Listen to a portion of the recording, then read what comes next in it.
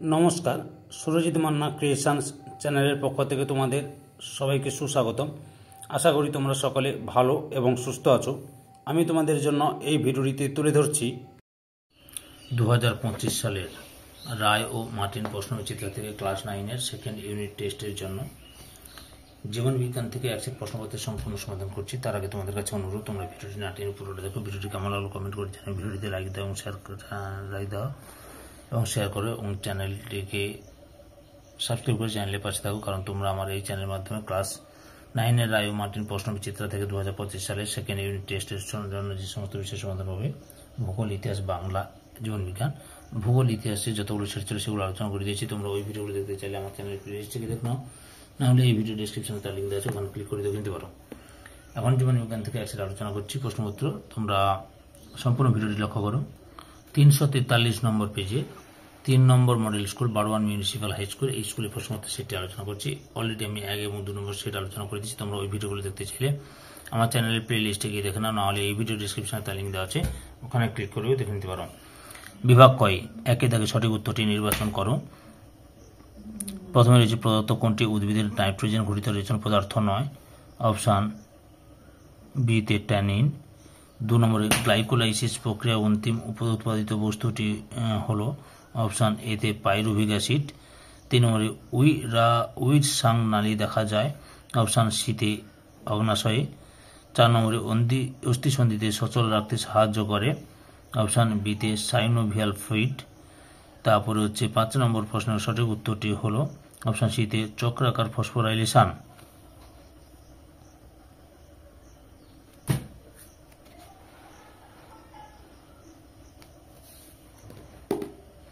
পরের প্রশ্নটি লক্ষ্য করো। বিভাগ ক্ষয়ে 2 দাগে নিম্নলিখিত প্রশ্নগুলি নির্দেশ মতো উত্তর দাও। এতে একটি বাক্যে উত্তর দাও যে কোনো 3টি তিনটি। প্রথম হচ্ছে একটি সালোক সংশ্লেষকারী ব্যাকটেরিয়ার নাম লেখো। সায়ানোব্যাকটেরিয়া। 2 নম্বরে ক্ষুদ্রান্ত থেকে খরিত একটি শর্করা ভঙ্গক উৎসেচকের নাম লেখো, গ্লুকোজ। 3 নম্বরে হিজের বান্ডিল কোথা থেকে উৎপন্ন হয়? এভি নোড থেকে। 4 নম্বরে বৃক্কীয় নালিকা জলের পুনর্বি শোষণে সাহায্যকারী হরমোনটির পুরো নাম কি? ADH, antidiuretic hormone.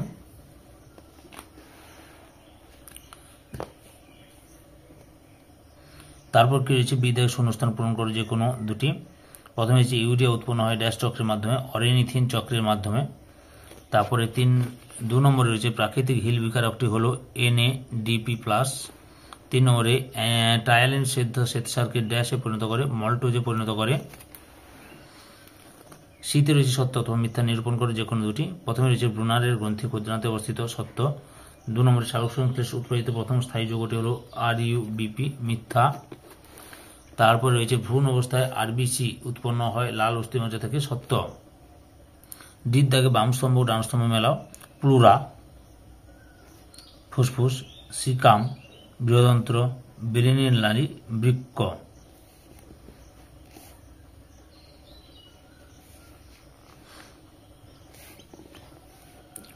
বিভাগ গয়ে 3 দাগে যে কোনো 5টি প্রশ্নের উত্তর দাও। প্রথমে রয়েছে সালোক সংশ্লেষে ক্যারোটিনয়েডস এর ভূমিকা কি?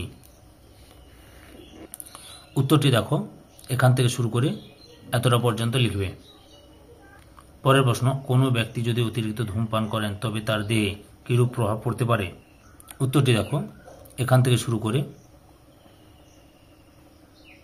এতটা পর্যন্ত লিখবে।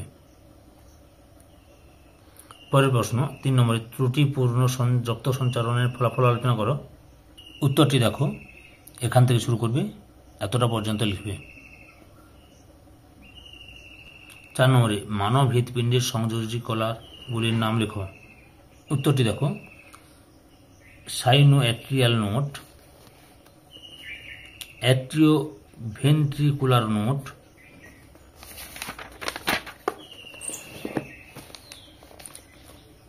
হিজের বান্ডিল বা হিজের তন্তু উৎস, পার্কিনজি তন্তু,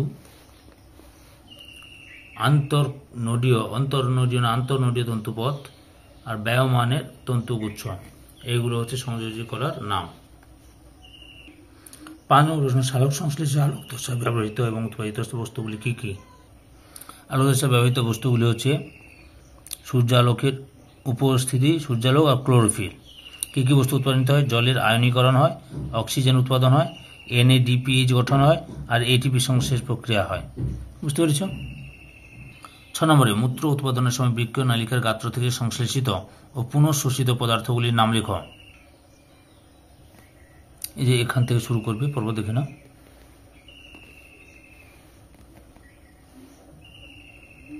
এই যে পুনঃশোষণ,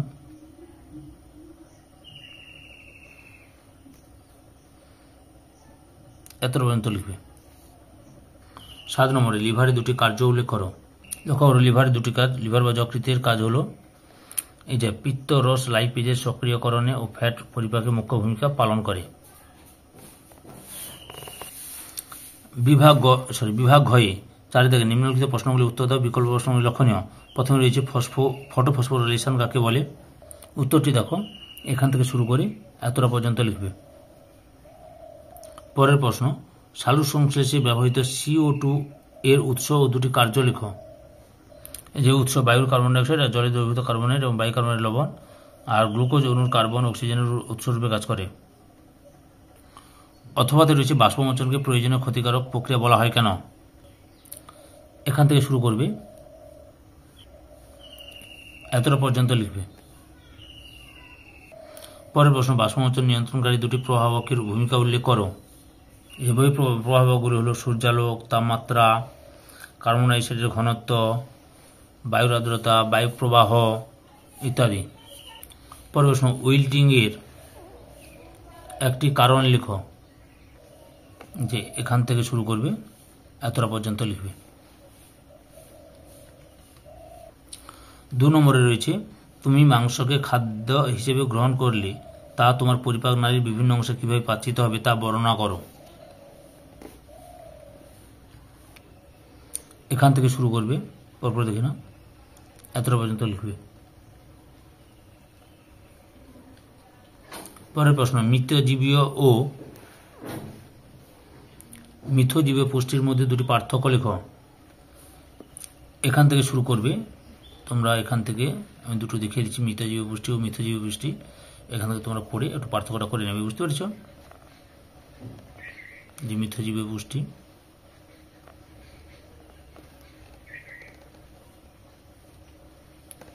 যে উদাহরণ দেওয়া আছে এত পর্যন্ত, এর মধ্যে পড়ে পার্থক্যটা করে নেবে।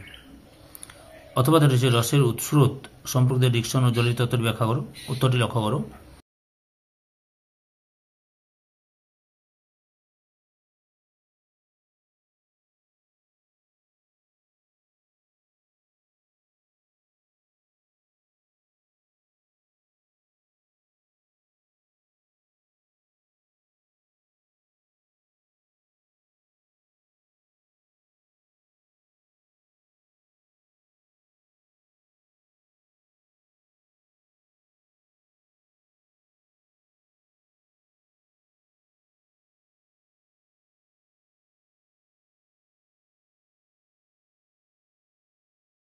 ক্রেবস চক্রকে TCA চক্র বলা হয় কেন? উত্তরটি এখান থেকে শুরু করে এতটা পর্যন্ত লিখবে। বুঝতে পেরেছ? 3 নম্বর রয়েছে, মানব হৃৎপিণ্ডের একটি পরিচ্ছন্ন চিত্র অঙ্কন করে প্রদত্ত অংশগুলি চিহ্নিত করো। মহাধমনী, ফুসফুসীয় শিরা, ফুসফুসীয় ধমনী, দ্বিপত্র কপাটিকা। উত্তরটি লক্ষ্য করো। মহাধমনী, ফুসফুসীয় ধমনী, ফুসফুসীয় শিরা, দ্বিপত্র কপাটিকা। অথবা রয়েছে, অর্থাৎ এই ভিডিওর লাস্ট প্রশ্ন, নেফ্রনের একটি পরিচ্ছন্ন চিত্র অঙ্কন করে প্রদত্ত অংশগুলি চিহ্নিত করো। গ্লোমেরুলাস, ব্যাওমান ক্যাপসুল, হেনরির লুপ, দূর সংবর্ত নালিকা। উত্তরটি লক্ষ্য করো। গ্লোমেরুলাস, এই যে এখানে গ্লোমেরুলাস, ব্যাওম্যান ক্যাপসুল, এই যে ব্যাওম্যান ক্যাপসুল, তারপরে দূরবর্তী সংবর্ত নালিকা এটা, আর হচ্ছে হেনরির লুপ। সম্পূর্ণ ভিডিওটি দেখে আমার চ্যানেলের পাশে থাকার জন্য তোমাদের সবাইকে অসংখ্য অসংখ্য ধন্যবাদ। আজকে এই পর্যন্ত। পরবর্তী ভিডিওতে আবার দেখা হবে। Tata, bye bye.